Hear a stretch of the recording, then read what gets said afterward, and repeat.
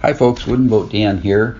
Just wanted to give you a heads up. The podcast you're about to listen to was recorded several years ago, so some of the phone numbers, email addresses, website links, and time-sensitive information are no longer valid. Please keep that in mind as you listen. If you'd like to contact me, my email address is woodenboatdan@gmail.com. Thank you and enjoy the podcast. You are tuned in to Hooked on Wooden Boats weekly podcast episode number 62.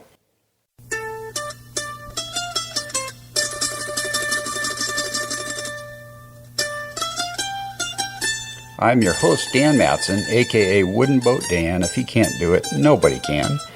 And this is the world's first, yes, the very first podcast, fully 120% dedicated to celebrating the art, craft, history, tradition, and romance of wooden boats of all sizes and shapes, hull shapes, colors, species of wood, finishes, lengths, breadths, depths, all that stuff. Power, sail, row, you name it, we talk about it here on Hooked on Wooden Boats. Welcome to the podcast today, folks. Great to have you. Thanks for tuning in. I hope you're enjoying this. We're 62 episodes in now, well past a year, and I'm still having a blast doing this. And I plan to continue doing it. And I'm 58 years old, so I got a few years left, hopefully, to crank these out. Today's featured segment is an interview with Robert Darcy. Robert is the captain of the schooner Martha, which is a 68-foot, 1907-built, BB Crowninshield designed schooner. It's absolutely gorgeous. Right now it's stationed, that's not the right word. Moored. Its home port is Port Townsend, Washington, although originally it was built for the Commodore of the San Francisco Yacht Club. So stick around for the interview. I think you'll find it really interesting. I'm recording this the day before Thanksgiving here in the U.S., and I personally have a lot to be thankful for. And unfortunately, I'm reminded at this time of year that I'm not always thankful throughout the year.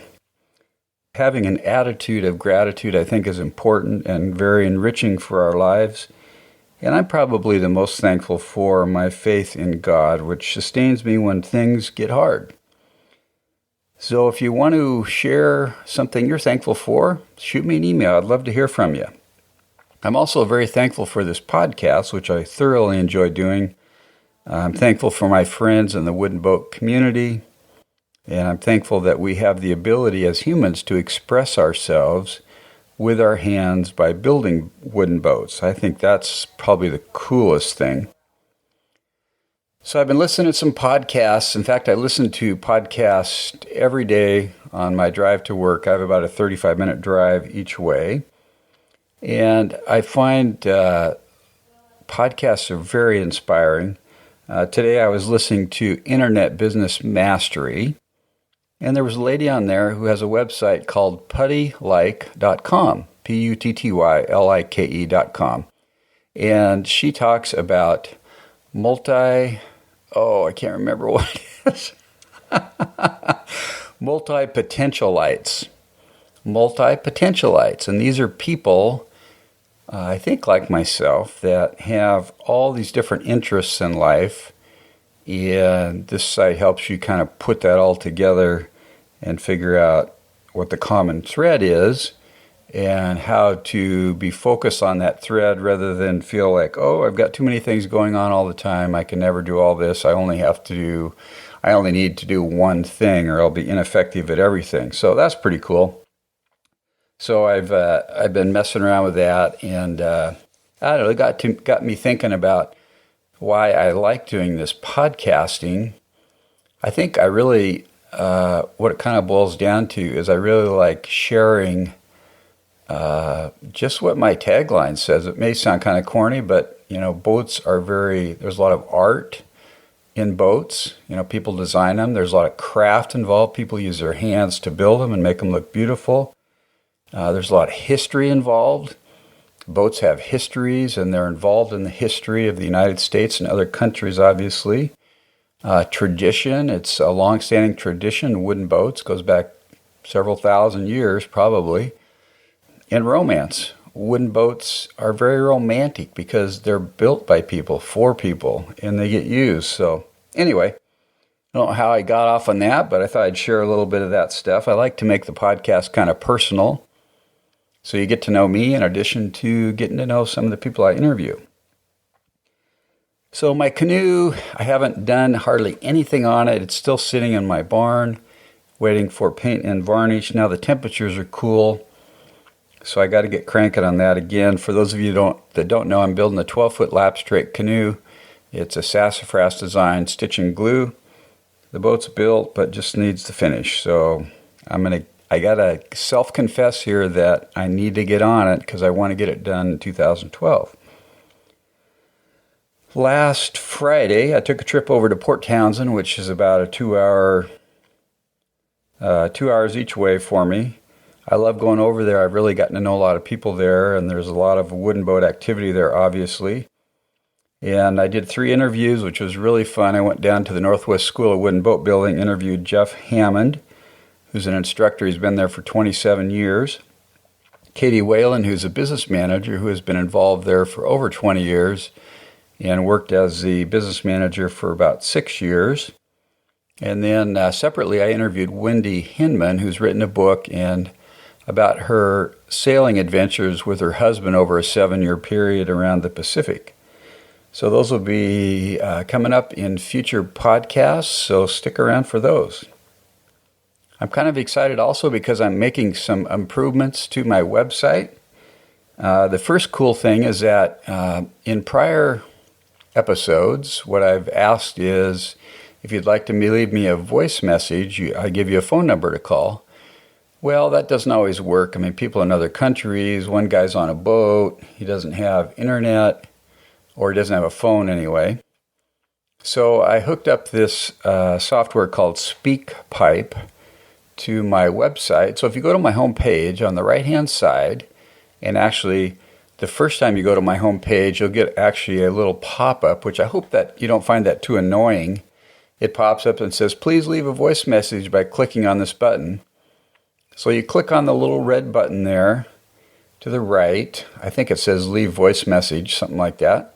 And then you basically talk into your computer or your phone, and you can leave me a message.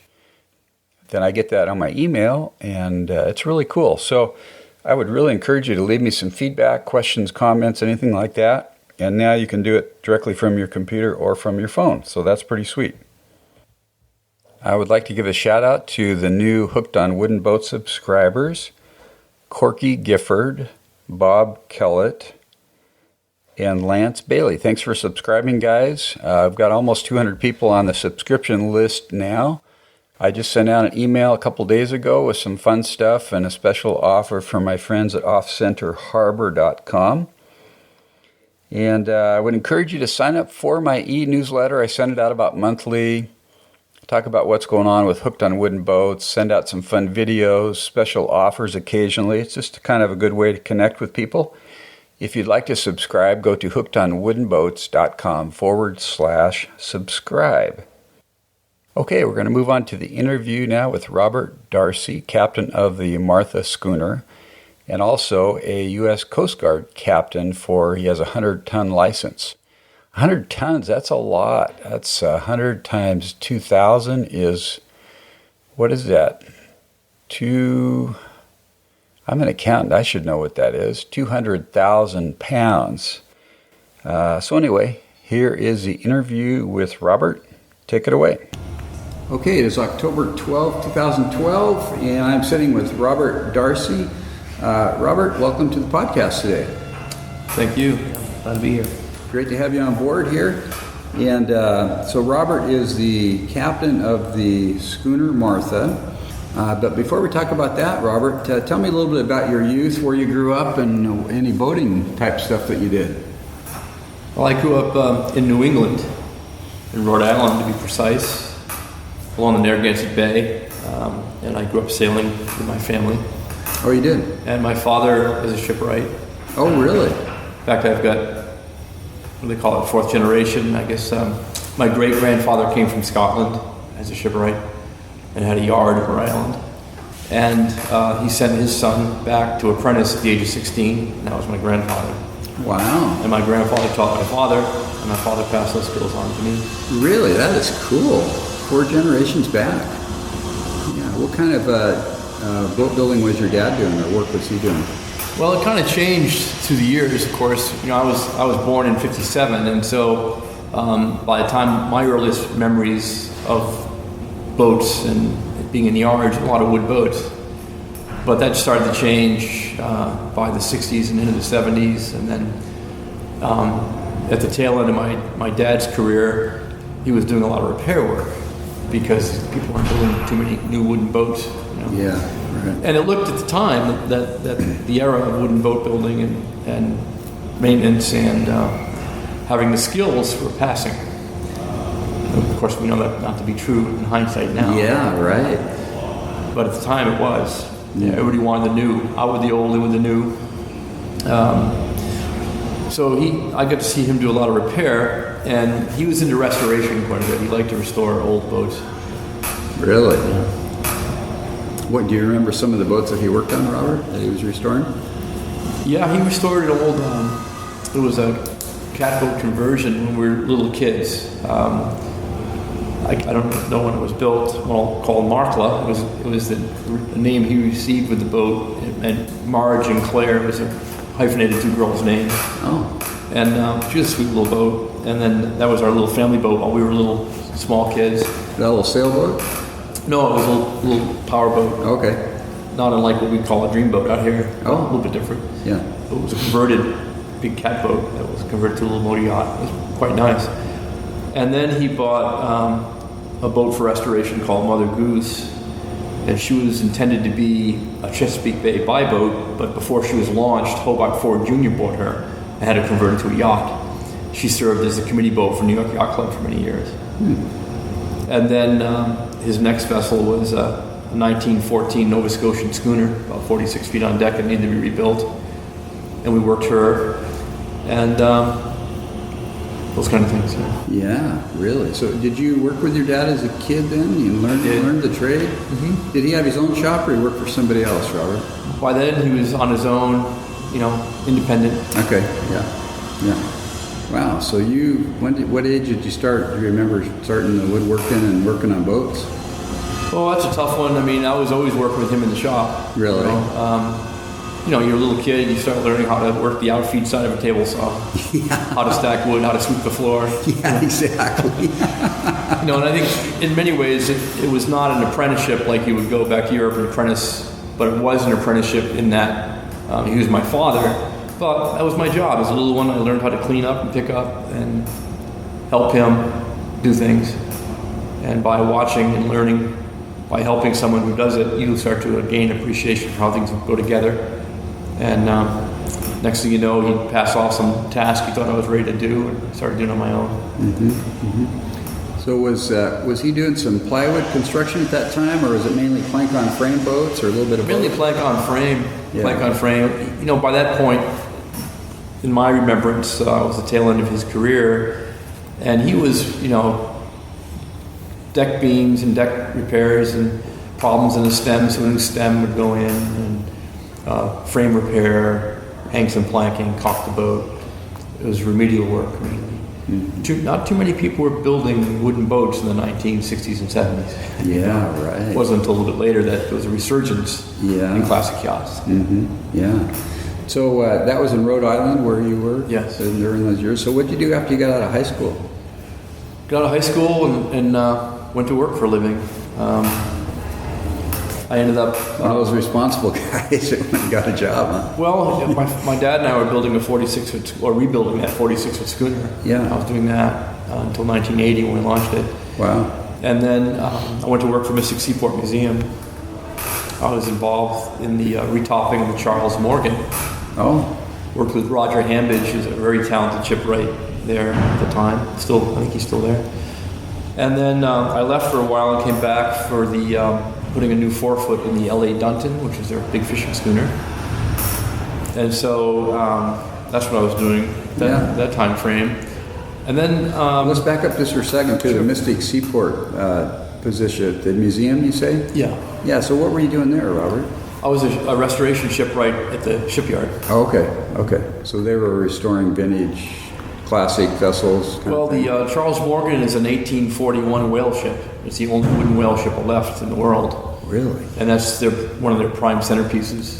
And we did a retopping on her, which is upper frames, upper planking, deck beams, decks, bulwarks. And they also have a fishing schooner called the LA Dunton, about 124-foot fishing schooner. We put a brand new 4-foot in and reframed her bow sections.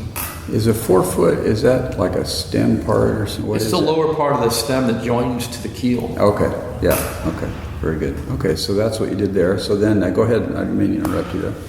So after the seaport, I had some really good friends that owned a Victorian bed and breakfast. And of course, it was built in like 1910, and she needed some work. And so to help them out, I went to work on their property. And then the neighbor, he had a big old Victorian that needed some work. And next thing I knew, I had a lot of pretty lucrative work doing things on houses. And it was pretty interesting because the wooden boat industry, like I said, was pretty quiet. Yeah. And if you worked at a yard, you were putting teak trim on a fiberglass boat kind of thing. Yeah. I mean, there were exceptions. It was Cotton Blossom or Halloween was being rebuilt by Iris at Newport, but that was pretty, wasn't a lot of that going on. So I kind of carved out a niche in Rhode Island doing Victorian and Colonial remodeling and things of that nature. And that's when I moved to California, the Bay Area, for a change of pace. Okay. Got out of big boat sailing and took up windsurfing and mountain biking and kayaking and things like that. Really?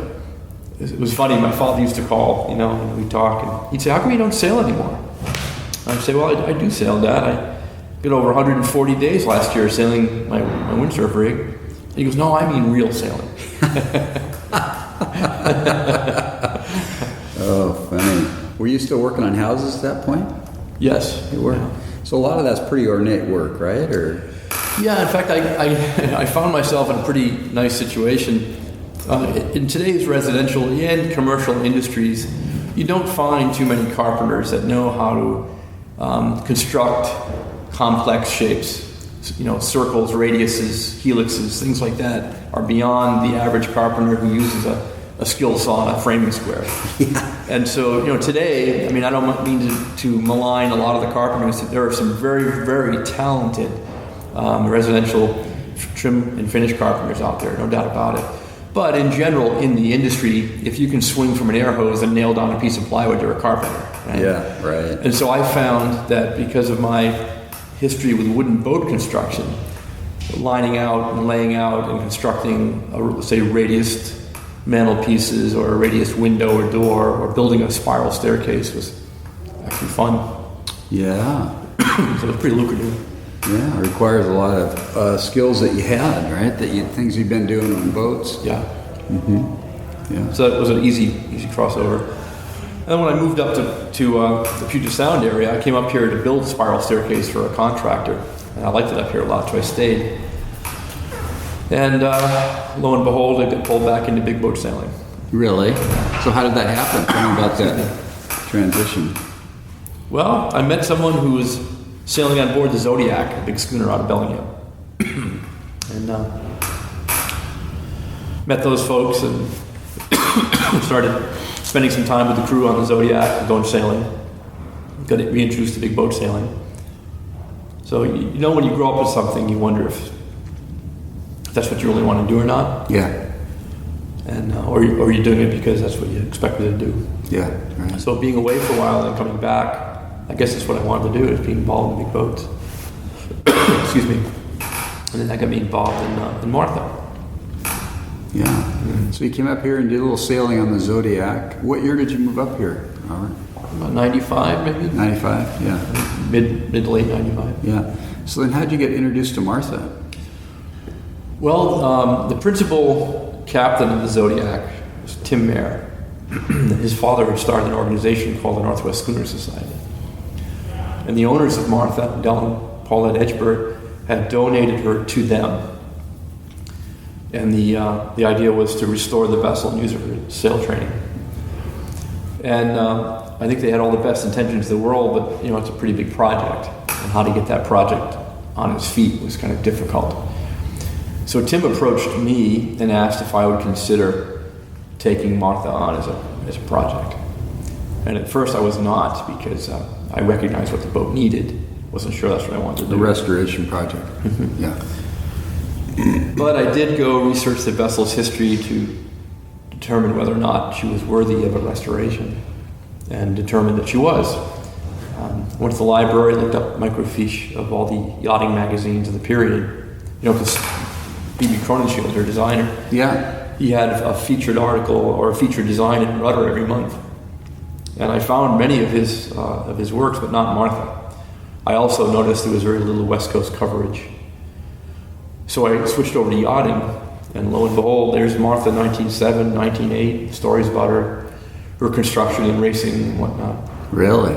And then I went to San Francisco to the National Archive, and they have a whole gaggle of glass plates of her under sail and information. Wow. So all the history was there. It just had to be compiled, And in many cases, you find a beautiful yacht from a long time ago, and you can see that she at one time was beautiful, but her history is conjecture. It's not written down.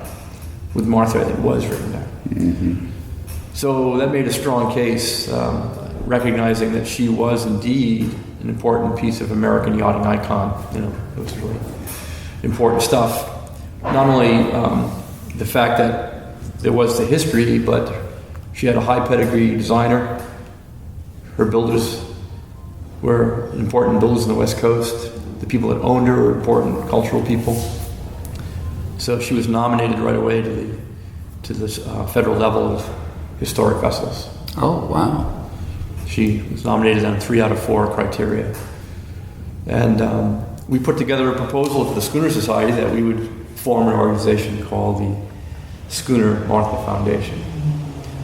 And then once we received our status with the government and got ourselves underway, that they would donate the vessel to our organization in the same spirit that Dell and Paulette donated it to them, and they agreed. So I think it was a win-win situation. Dell and Paulette were very happy with how the boat was being cared for. Martha has continued to improve every year. In fact, she's fully restored. Vessels being used for sail training. And the Schooner Society was instrumental in making that happen. Yeah. So at the time she was declared a National Historic vessel, was that what you said? Yeah. Did you get some federal funding then for the restoration through that? Or no. You had to go out and do your own fundraising? You got to do your own fundraising. It's kind of a misnomer that if you're a historic vessel or historic property that you automatically get federal funding. You do not. Yeah. You can write grants to the feds, and you can try to receive federal monies that are put aside for these properties, but it's a grant process. Mm-hmm. And as you can imagine, the federal government, when you do any kind of work with the feds, it's very, very paperwork laborious. It's the nature of governments, Yeah. So we never did receive any federal funds. We did receive some King County and state funds, because when you get elected to the historic register federally, you go through whichever state you're incorporated in. So she's also a Washington State historic monument. I see. But most of the monies that have been utilized thus far have been state archaeological monies and or private foundations. Mm-hmm. Yeah. So let's see if I can get this right. She was built in 1907. Designer is BB Crowninshield. Yes. She was built for the Commodore of the San Francisco Yacht Club. Mm-hmm. Yes. And his wife's name was Martha. Yes. It's named after her. And she's 68 feet on deck, 106 overall. 84. 84. I was a little off on that one. Okay. I did okay though. Yeah. You're doing pretty good there. Yeah. Good stats. And how do you describe her sail rig? She's called a staysail schooner. Okay. One of the things I find interesting about Martha, and it kind of is a testament to her designer, that when she was originally built, she was gaff rigged both fore and main, and she was competitive in that rig. And then in the 1920s and 30s, there were a shift happening in schooner yachts. And instead of having the gaff rig main, many of them were switching to a jib-headed main, and some retained the gaff fore. And that was like an intermediate kind of step that improved their handling and improved their performance to weather. And the second step was to change out the gaff fore to a staysail. And that was championed by Nina in 1928 in the transatlantic race of 1928. So what we saw is the evolution of the rig to become more weatherly and easily handled by a smaller crew, and that's what she's carrying today. And she was competitive in all three variations of that rig. Really? So was she originally built to race, basically? Yes. Yeah, and she was very successful then at that time? She had mixed results early on. It's kind of interesting. She did very, very well against schooners. In fact, she was triumphant in most of her races against schooners. She was less so against cutters and sloops. And one of the things that's interesting about Martha is that she came in heavier than her design weight.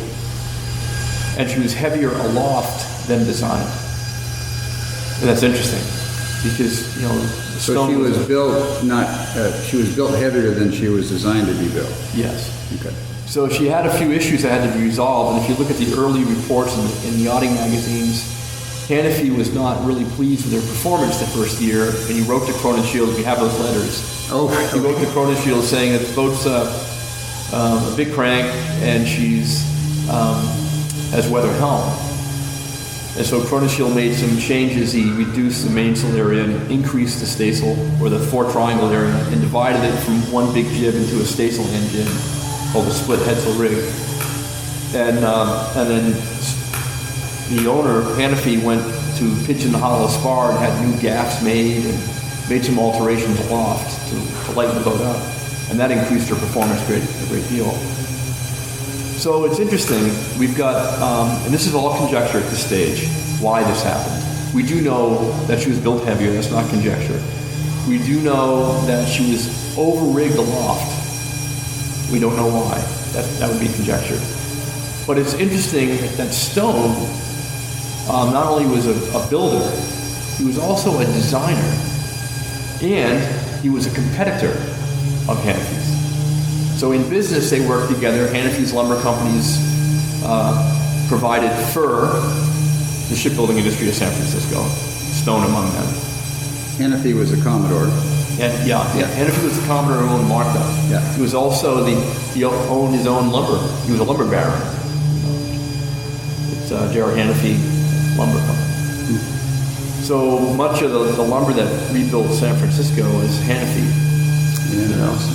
And what's interesting is we're certain that Martha was built of lumber that came out of Port Blakely. Port Blakely was in operation, of course, before, during, and after Martha's build. Where's Port Blakely? Right across from Seattle, over in Bay Ridge. Okay. And Hall shipbuilders are in there in the Port Blakely lumber mill. Just so happens that Hannafy's lumber ships were in Port Blakely buying lumber years preceding, during, and after Martha's build. And the lumber that came out of Port Blakely was renowned for its shipbuilding quality. So you could, once again, it's conjecture because you can't go name the tree, but I'm sure that a lot of the lumber that Stone put into all of his boats he built came out of Port Blakely. Interesting. So I've often wondered, talented builder, talented designer, why was Martha built so heavy aloft? Overbuilt by many standards. Yeah. The ironwork aloft was too heavy. Everything was too heavy. And one person could say, well, that's what Stone's used to doing, is building pretty robust and strong. And that's true. But if you were Stone and you were a designer as well as a builder, and you raced Hannafy, and Hannafy had the audacity to go to the East Coast and hire Crowninshield to design his new boat,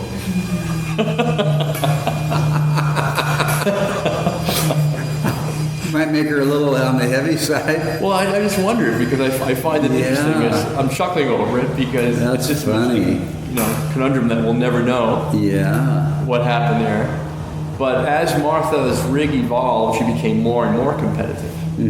I think her last really big race was 1964. She won the Newport Ensenada Presidential Cup.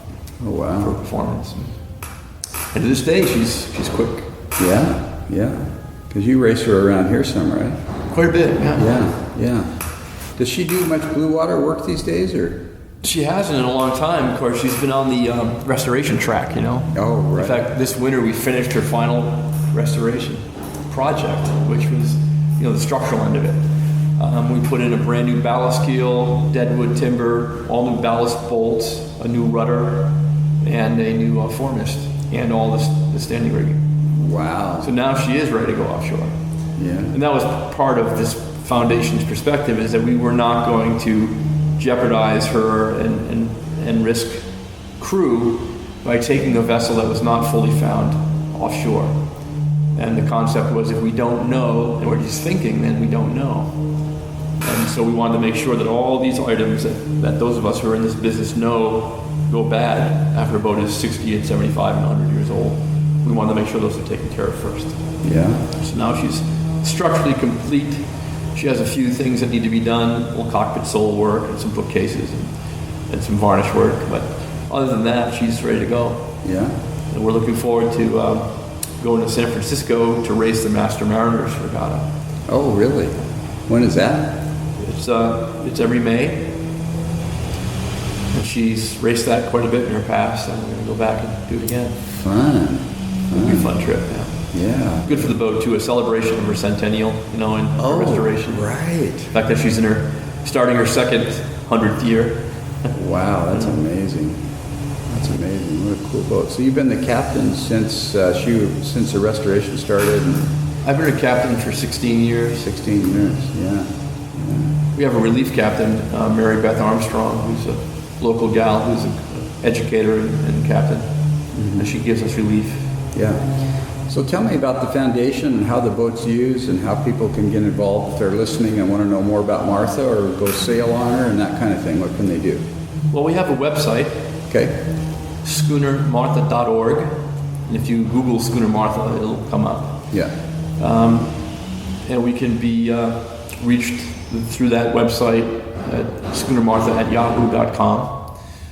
And there's a lot of information on the website, photographs and some video and text and you name it. People want to know about her history. And if there's something they need to know that's not on the site, they can certainly email us or call. And we're glad to share any information we have about the boat. She's a sail training vessel, and she's operational all summer long, and part of the spring and part of the fall, doing sail training programs, primarily with youth and families. But we also do some adult programs when the kids go back to school. And people can volunteer in the wintertime and do work with us, odds and ends and things like that. Okay, and she's her moorage is in Port Townsend here. Right at Point Hudson. Yeah. Okay. So give me an example of one type of sail training that's done on her. Like if I wanted to go sail training, I would basically reserve in one of your trips, and there'd be a fee for that, and then I'd go out and sail for a week in the San Juans, or how does that work? That's pretty much how it works. If it's a youth program, which means it's all kids. Parents and kids contact us through the website or through Maritime Center here and look at our calendar, and they decide, let's say, a particular week or 2 weeks works for them, and they'll contact us. We'll send them the information regarding the trip, and they'll enroll. And we have a scholarship program for youth, for those who find they can't afford the trip. We don't turn kids away because of financial reasons. And then sometimes it might be a family, maybe a mom and dad and 3 kids and a granddad might come for sail. And, the scholarships are only for kids. We don't give scholarships to adults. And so if someone would enroll, and once they pick their dates, they'll send us a deposit, unless they're on scholarship, and then they're penned in. And then on the date of their boarding, we usually board at 10 o'clock in the morning, and then you're introduced to the rest of the crew, and we have a safety briefing, and people settle into the boat, and we get underway.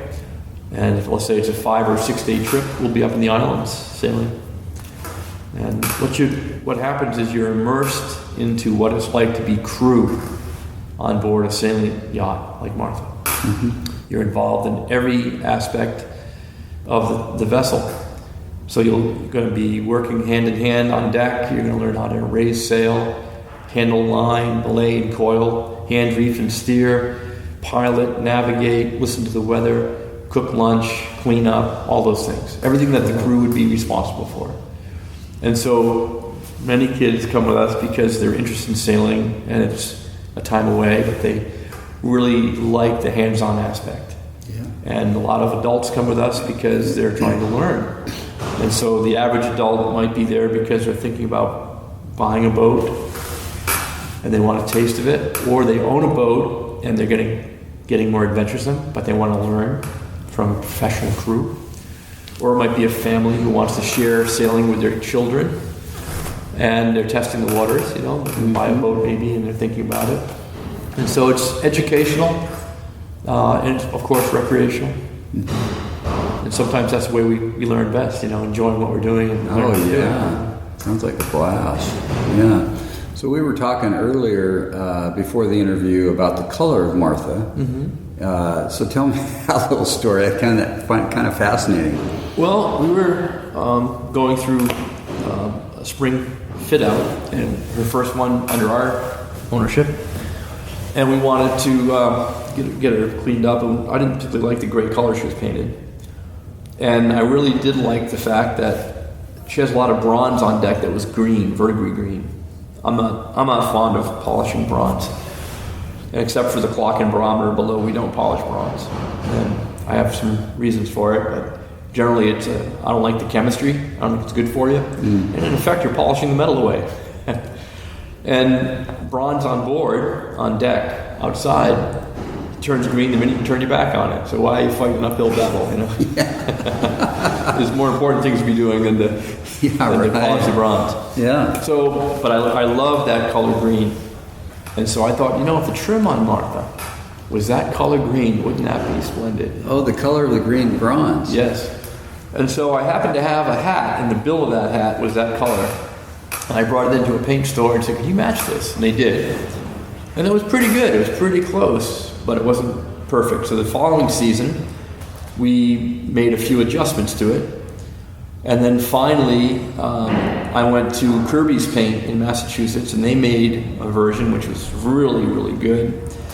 And then Marshall's Cove Paint, and this is a Seattle-based paint company, small paint company, they made a copy for us that was right on the button. And they called it Martha Green.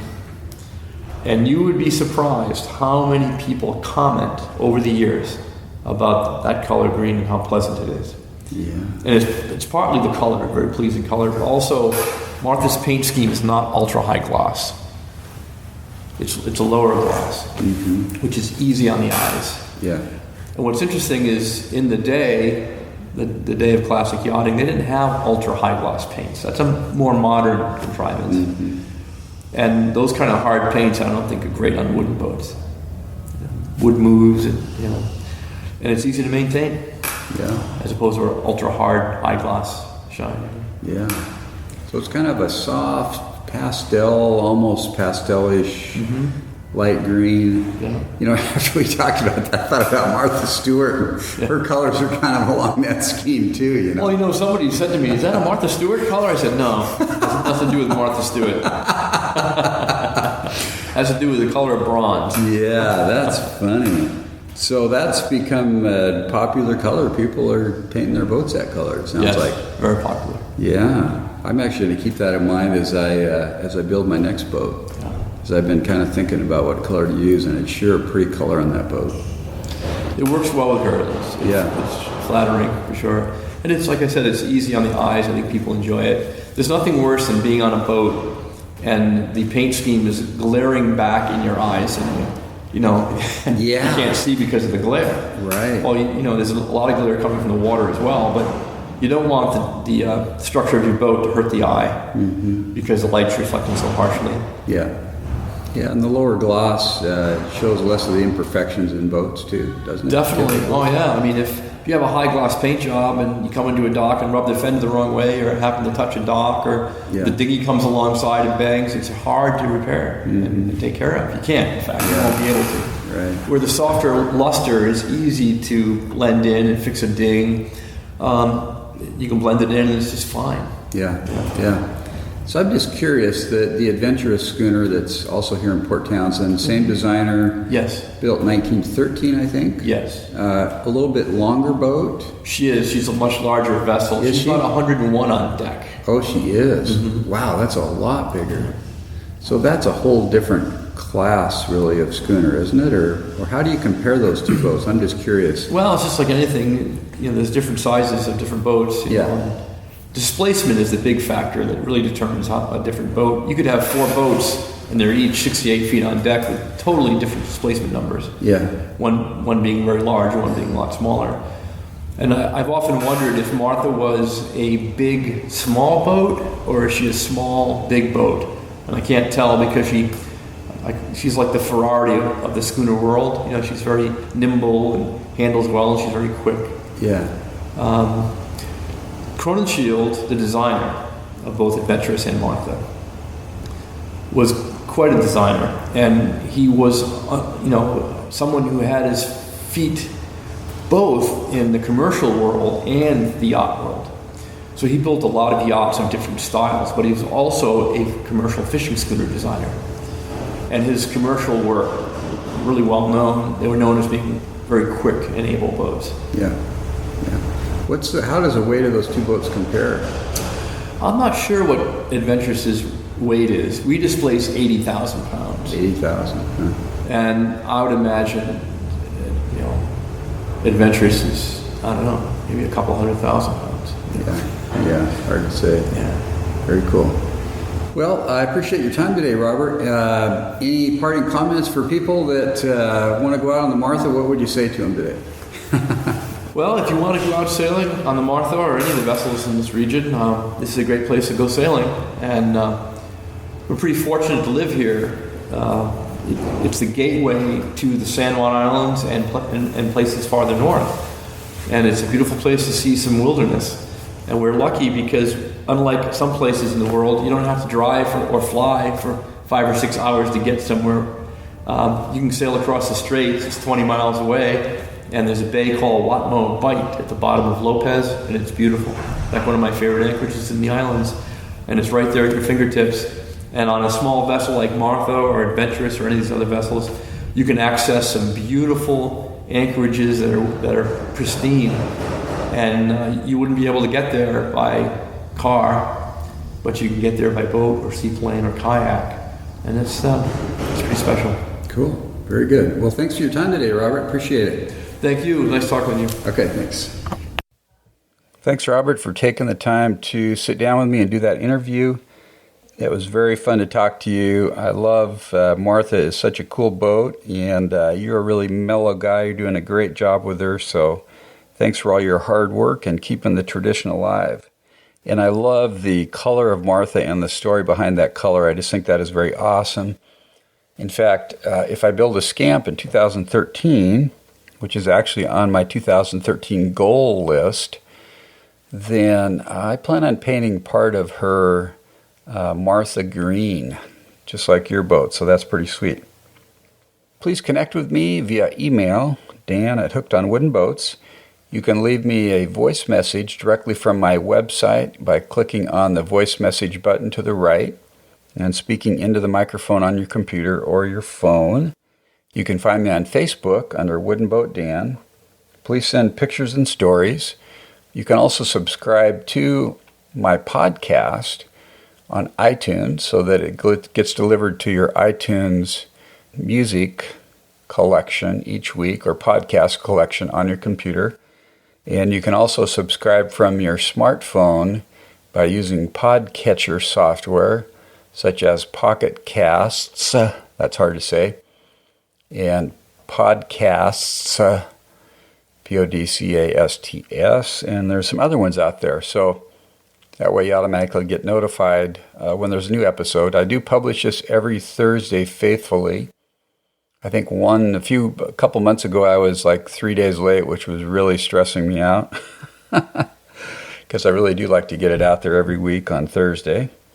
So I hope you have a great Thanksgiving, and I'm going to try to focus more on what I'm thankful for. I would encourage you to do the same. If you'd like to support the show, you can go to hookedonwoodenboats.com/Amazon. That will take you to Amazon's website, and if you make a purchase of anything there by using that address, I get paid a little bit. Or if you're looking for boat building supplies and materials or marine supplies, if you click or enter in your browser hookedonwoodenboats.com/JD, which stands for Jamestown Distributors.